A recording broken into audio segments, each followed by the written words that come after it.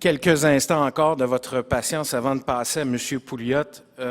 Jean-François Maurras est-il dans la salle?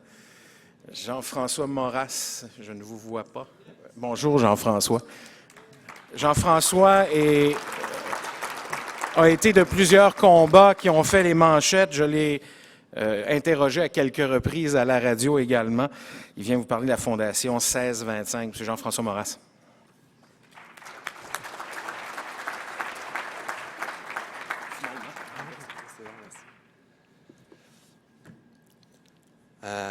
Bonjour. Vous êtes vraiment très nombreux et je ne suis pas habitué à faire des discours, donc pardonnez-moi si c'est pas très cohérent. En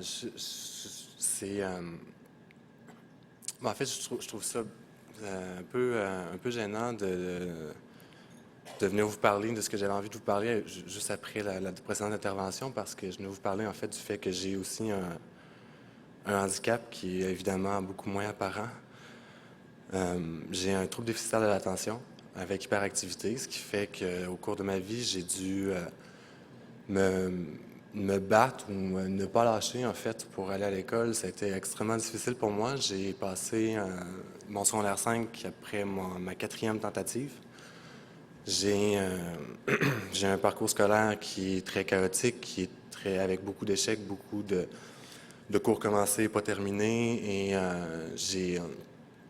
à l'âge de 24 ans, j'ai décidé en fait, j'ai compris qu'il y avait quelque chose qui ne marchait pas, que je ne pouvais pas être juste cave à ce point-là. Et j'ai consulté un neuropsychologue qui m'a diagnostiqué, dans le fond, le trouble déficitaire de l'attention, et j'ai commencé, dans le fond, à suivre avec lui une thérapie neuropsychologique et à prendre des médicaments. Et quand que j'étais assez tough, dans le fond, assez confiant, puis j'avais assez de trucs pour compenser mon TDAH, j'ai décidé de me réinscrire à l'université en design graphique à l'Université Laval. C'était là, deux automnes, dans le fond. Et c'est à ce moment-là que j'ai réalisé à quel point j'avais vraiment une capacité à apprendre qui me surprenait. J'étais bon à l'école, c'était une première. Et bref, je sortais d'une période très difficile avec plusieurs échecs. J'avais aucune confiance en moi. Et j'arrivais, dans le fond, à l'université. À l'université, c'était déjà quelque chose d'exceptionnel pour moi de me savoir inscrire à l'université. Puis en plus, j'y réussissais. J'avais une très, très bonne moyenne générale à l'école. Bon, on m'avait imposé un certificat en art plastique. Vous allez peut-être me dire que c'est plus facile, mais quand même, ça reste exigeant, malgré ce que certains, M. Julien, peut en penser. Et au printemps passé, mais est arrivé, j'avais 18 crédits universitaires avec un trouble déficitaire de l'attention, et j'ai dû subir, parce que à mon avis, j'ai subi, moi, j'ai vraiment été violé, à mon avis. J'ai subi 2 mois et demi de grève où à tous les jours, on m'empêchait d'accéder à mes cours.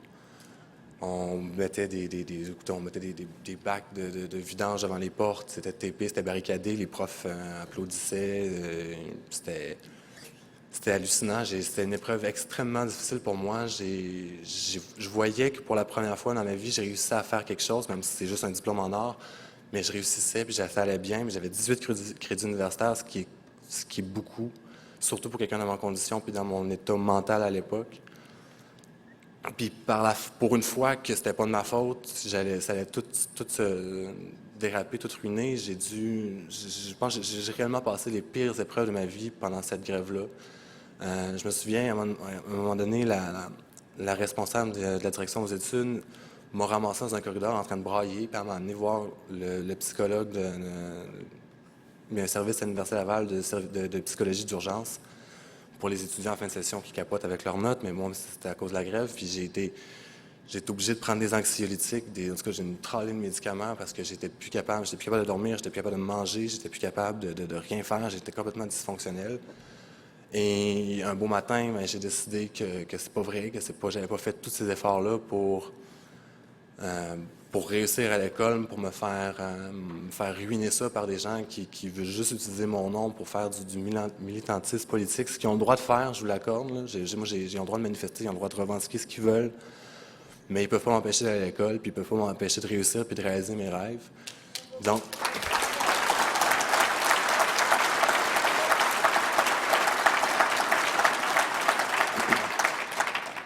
Merci. Donc, c'est ça. Donc, j'ai demandé une injonction pour pouvoir retourner à l'école. Donc, j'ai dû, avec un secondaire 5, c'était mon plus haut diplôme, défendre tout seul devant un juge qui devait avoir je ne sais pas combien de diplômes, puis je ne sais pas combien d'années de pratique.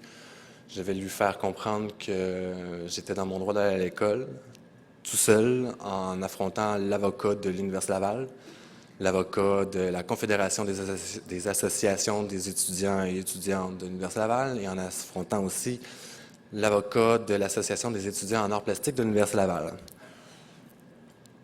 Tous des gens qui, à mon avis, devraient être de mon bord, devraient être ceux et celles qui m'aident à performer à l'école, puis à réussir mes cours.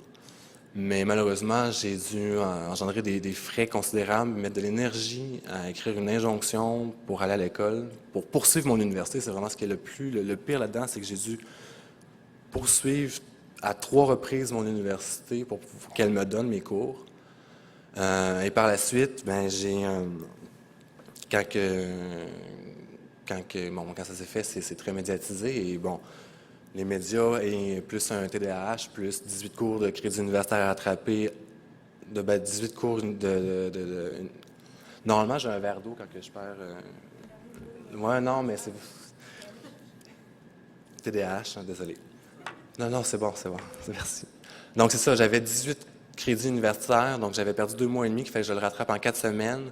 Ça, plus les médias, ça, plus le fait de devoir passer en cours, c'était assez chaotique dans ma vie. Puis généralement, quand tu as un TDAH, ce qui est bien pour performer, c'est la stabilité et la routine. Donc, je sais que M. Dufort est ici, mais les médias, ça te scrape une routine assez vite. Désolé, M. Dufort, c'est pas... c'est sans rancune. Donc, c'est ça. Donc, je me suis retrouvé à vivre des choses complètement farfelues pour pouvoir aller à l'école.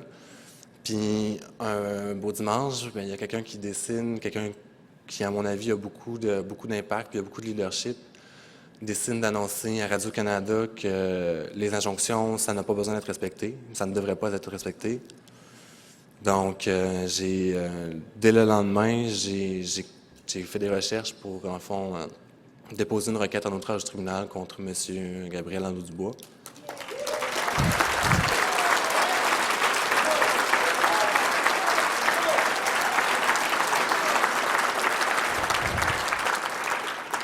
C'était quelque chose qui était très important pour moi parce que je me suis battu pour faire valoir mes droits, puis c'est pas vrai qu'après tous ces efforts-là, puis après tout ce que je peux avoir vécu, que j'allais laisser quelqu'un tenter de, encore une fois, détruire mes chances de réussir puis de réaliser mes rêves.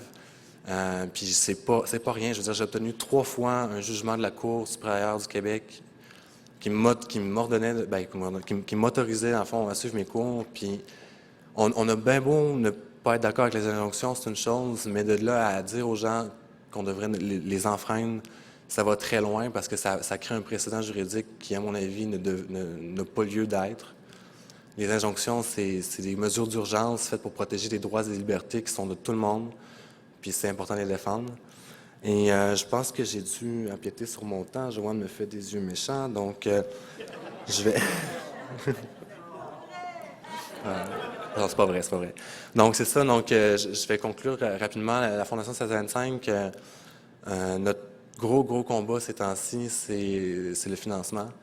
Je vous cacherai pas que quand on n'a pas les syndicats derrière soi ou qu'on taxe pas les étudiants de façon systématique à leur entrée à l'université, on n'a pas des ressources financières énormes. Donc, pour tous ceux qui seraient intéressés de nous aider, on défend les étudiants, on défend leur droit d'accès aux cours, on défend plein de trucs. Enfin, je suis quand même assez grand aussi, pas autant que M. Sénéchal, mais je suis facile à trouver aussi.